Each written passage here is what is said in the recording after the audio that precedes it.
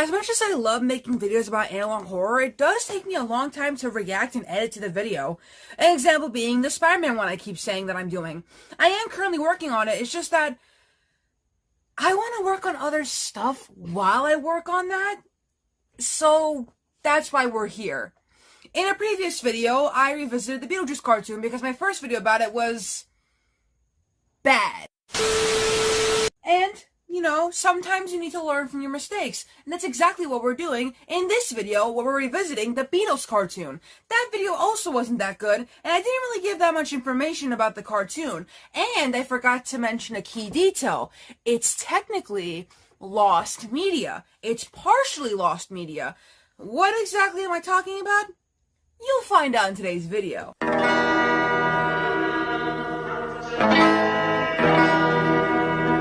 The Beatles, also referred to as the Beatles cartoon, is an animated television series featuring representations of the popular English rock band of the same name.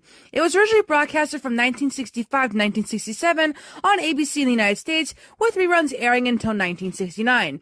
The series debuted on September 25th of 1965, with new episodes airing until October 21st, 1967. A total of 39 episodes were produced. The series was shown on Sundays at 10:30 a.m. Eastern Standard Time until the third season in 1967, when it was moved to 12 o'clock p.m. Eastern Standard Time.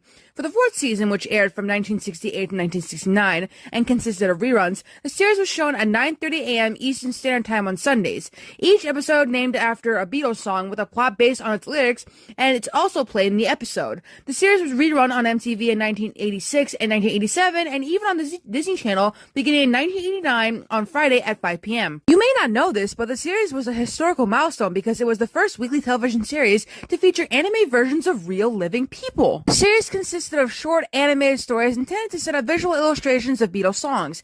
In addition, there were sing-along sequences with similar imagery complementing the full lyrics of particular songs.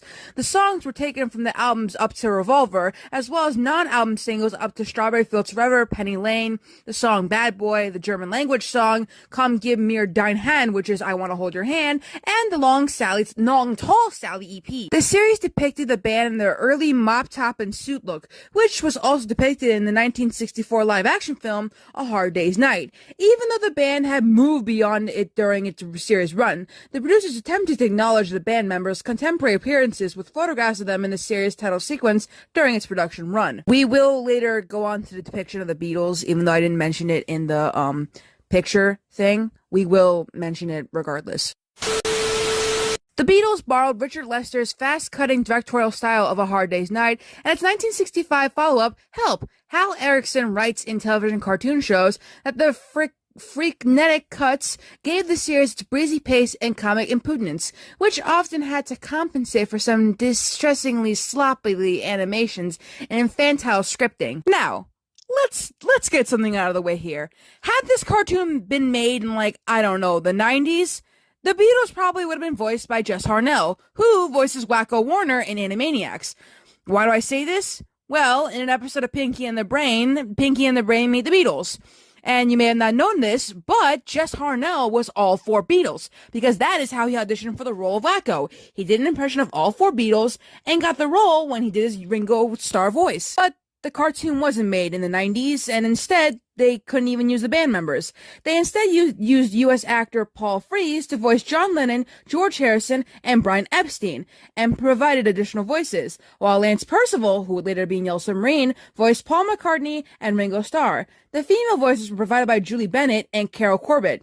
At first, the Beatles dismissed the series because of its poor quality. However, it's reported that the band members enjoyed the cartoon in later years. Initially, the opening credit theme was a guitar riff from A Hard Day's Night, segueing into Can't Buy Me Love, over a cartoon sequence of the group running down a fire escape, echoing a scene in A Hard Day's Night. The second season's opening theme was Help, while the third season's opening theme was And Your Bird Can Sing, over a different cartoon sequence. Before we get into the reception, legacy, and the lost media part of all this video, let's first talk about how the Beatles were depicted, as well as how Eppie was depicted. Technically, he was a fifth Beatle, so he is on this list as the fifth person to be depicted in the cartoon, because everyone else was whatever.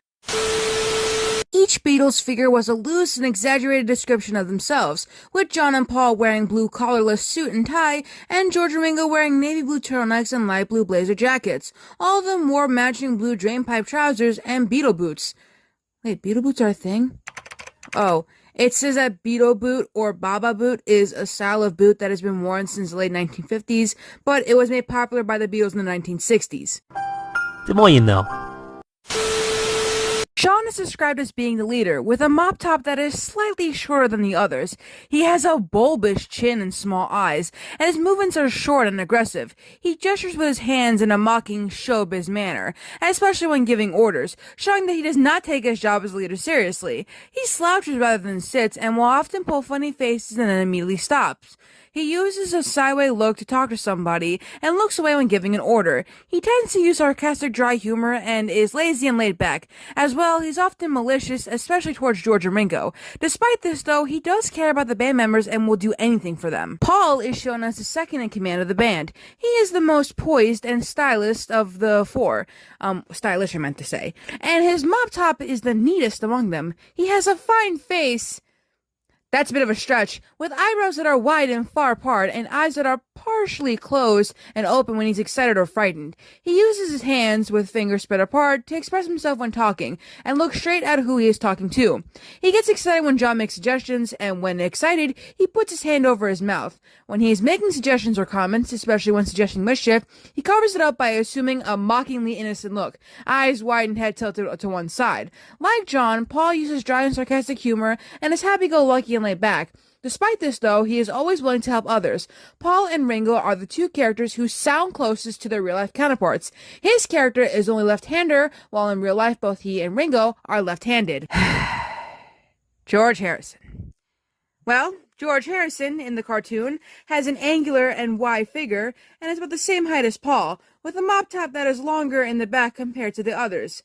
His shoulders are hunched when he is standing or leaning, and he appears to be frowning since his eyebrows become thicker near his nose. His chin and nose are long and thin, with sunken cheeks.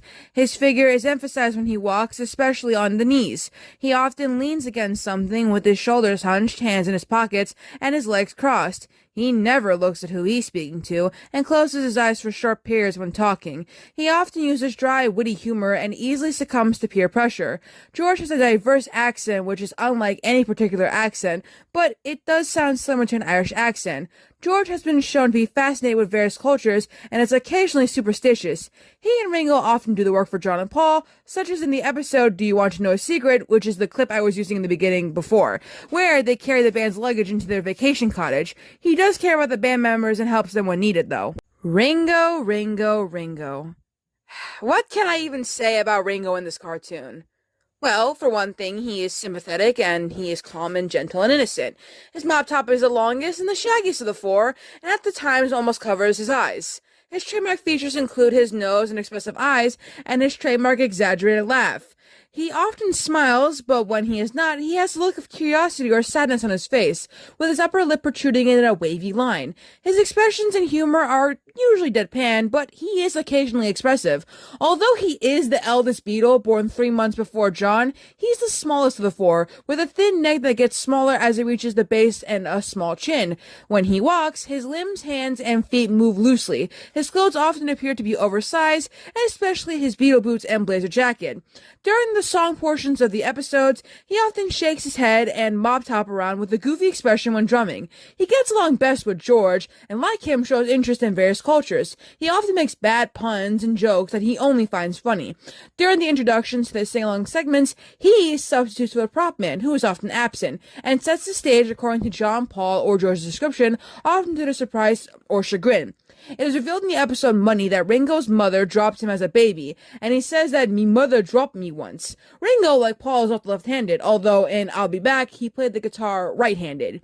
He is often the subject of the show's slapstick humor, being the butt of the jokes and the victim of pranks or bad luck. His bad luck often results from his naivety, curiosity, and unawareness of danger. In the episode Good Day Sunshine, he becomes depressed and upset that he thinks he is a jinx for misfortunes, and it rained at Coney Island on the Beatles' weekends, and it is described in the episode as being a sourpuss. He feels better after John, Paul, and George sing the song Good Day Sunshine for him, and show him how to have fun again. Brian Epstein. Well, Brian doesn't really appear much. He does get mentioned. He did appear in an episode one time, but other than that, there's not really much I can say. He is mostly mentioned in the episode Please Mr. Postman. In that episode, the Beatles run out of money after Ringo purchases 15 rings, which are taken by autograph collectors. Then they need to contact Abby for money. He did finally appear in the beginning of the episode Thank You Girl, which is hilarious. I love that episode. But only his arm is seen as he grounds the Beatles for gaining weight after dining on French cooking. Eppie and the other real-life Beatles appear in a lost deleted scene featuring the series' production. Does that mean that's lost media? Yes, because it says Lost. His appearance in the series and his habit of smoking is a homage to the series creator, Al Brodox. Alright then.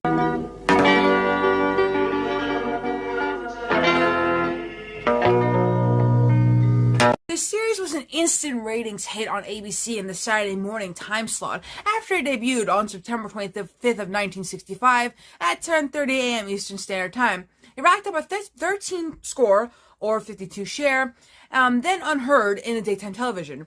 The series was sponsored by the A.C. Gilbert Company, the Quaker Oats Company, and the Mars Candy Company. You see? We're innovative here, people. This is before the Monkees. Keep that in mind. This debuted before the Monkees show. So all we had back then was Quaker Oats and Mars Candy. Nowadays we got Kellogg's, K-double-L, oh, double good. Kellogg's best to you.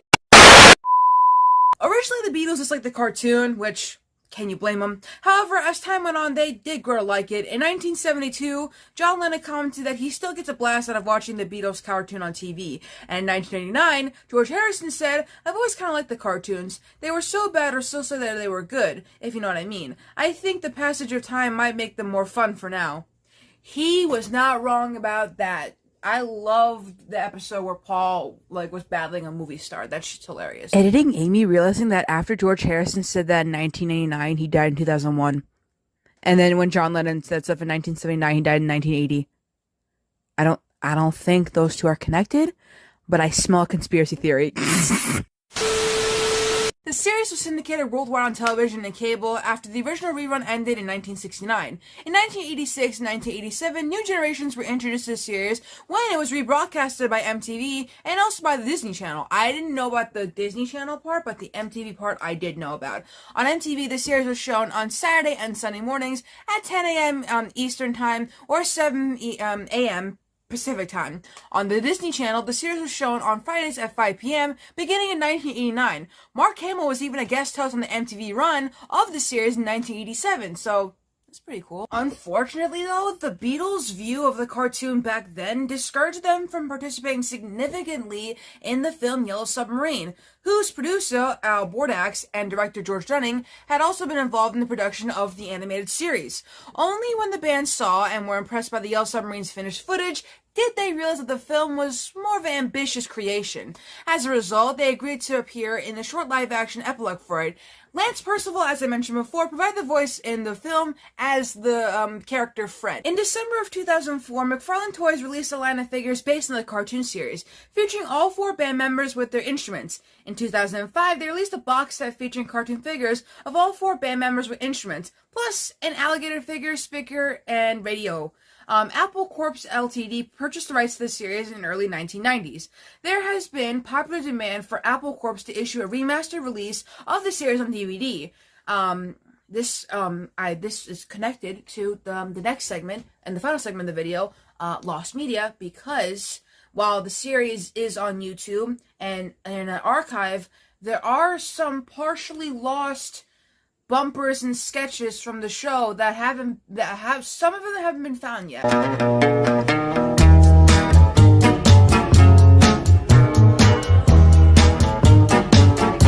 The Beatles cartoon, more known as the Beatles Saturday Morning Cartoons, was an American animated TV series created by Al Brodax and based on the British rock band of the same name. It ran from 1965 to 1969, only 1965 to 1967 was first to run, later transmissions were reruns, with a total of 39 episodes, 3 seasons and 78 sing-alongs. The series was a historical milestone as the first weekly television series to feature animated versions of real, living people. This show was more known for its So Bad It's Good nature, fan base, and lore on the website Tumblr.